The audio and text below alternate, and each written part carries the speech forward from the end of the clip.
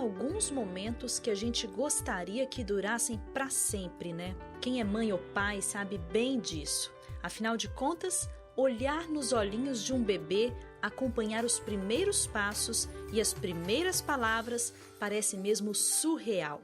Mas às vezes as primeiras palavras levam mais tempo para serem balbuciadas. Ainda na amamentação, o bebê não olha nos olhos da mãe, apresenta inquietação e choro contínuo e pode também aparentar surdez. Esses são os primeiros sinais de um quadro de autismo. Eles aparecem ainda nos primeiros meses de vida, mas normalmente são identificados só entre 1 ano e meio e 3 anos de idade. É quando os pais normalmente procuram ajuda. A fonoaudióloga Camila Gaspar explica como é feito esse primeiro atendimento a uma criança com os sintomas do problema. Primeiro a gente faz uma avaliação para ver como que está esse desenvolvimento de linguagem. Muitas crianças com autismo são de bom funcionamento, então ela tem uma interação um pouco melhor do que outras, então a gente consegue intervir de uma outra forma. Agora, crianças que têm uma dificuldade maior de linguagem, pouca interação, pouco contato visual, a gente tem que intervir de outras formas.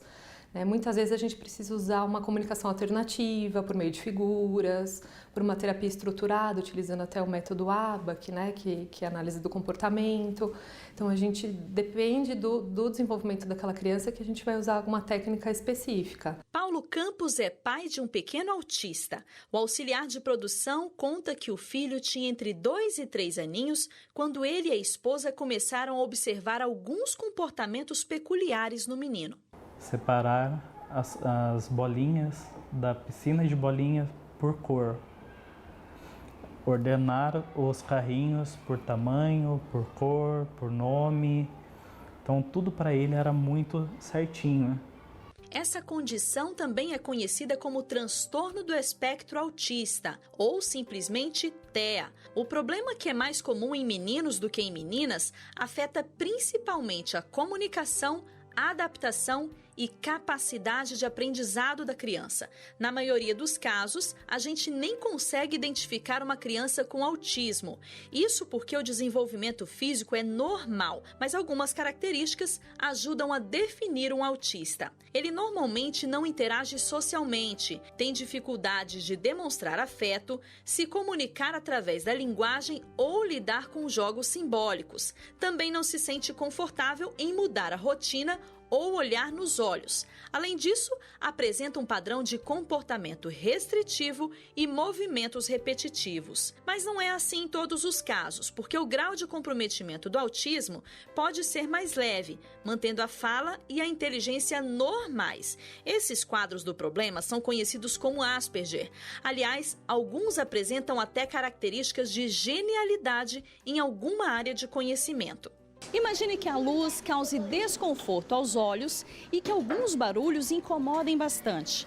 Parece complicado, né? Mas a gente veio contar a história do Júlio para mostrar que, apesar das dificuldades, o autismo tem muito que ensinar.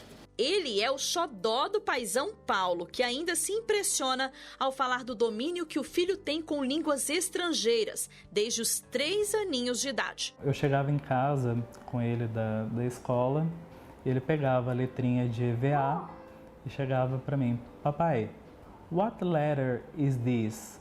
E mostrava a letrinha de EVA. Eu respondia em inglês para ele: this letter is tal. E ele: não, papai, é tal. E ele falava e me respondia em alemão. O psiquiatra Norton Kitanishi revela quais são os fatores que contribuem para o desenvolvimento do autismo. Até o momento não existe uma causa definida. Existem várias teorias, existem alguns fatores de risco que podem aumentar a chance de uma criança nascer e desenvolver o transtorno. Por exemplo, a idade paterna dos pais, principalmente a do pai, um pouco mais velho na hora de conceber a criança. Prematuridade, por exemplo, pode acontecer, mas ainda tem muitas coisas que faltam ser descobertas. Segundo dados da Organização Mundial da Saúde, o número de pessoas com autismo no mundo chega a 70 milhões. No Brasil, o total é de 2 milhões de autistas. Quanto antes a família perceber alguma dificuldade de fala, melhor é para o desenvolvimento da criança.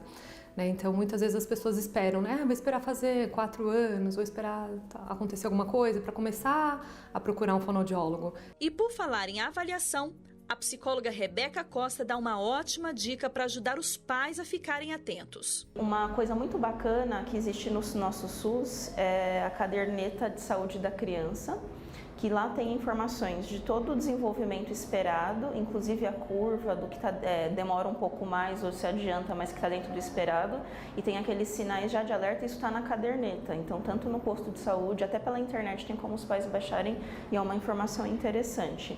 E lá também, hoje, tem sinais do autismo de alerta, que é uma coisa muito bacana, que antigamente não se falava, então hoje está mais acessível sim, até por ser um instrumento público de saúde pública.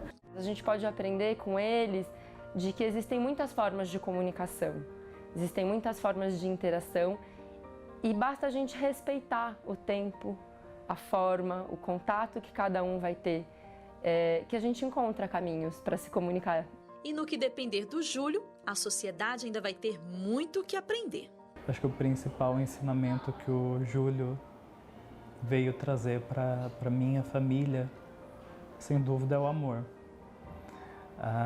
É uma criança extremamente carinhosa, extremamente dócil. E assim, ele fez com que a minha família enxergasse o mundo de uma forma diferente. Hoje, eu sou autista? Você é, e hoje você é 10. São 10? Aham.